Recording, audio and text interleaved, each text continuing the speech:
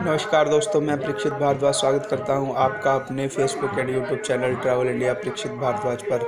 आप सभी को यह जानकर बहुत ही खुशी होगी कि मेरे आराध्य में आप सबके आराध्य बाबा केदारनाथ की पंचमुखी विग्रह डोली वाहन में सवार होकर अपने परम धाम केदारनाथ के लिए रवाना हो चुकी है। यह डोली कुछ ही देर में गौरीकुंड के लिए पहुंचेगी। आप जो ये डोली देखेंगे यह 2021 की बाबा केदारनाथ जी की डोली है और आप सभी को केदारनाथ जी की डोली जाने की हार्दिक शुभकामनाएं।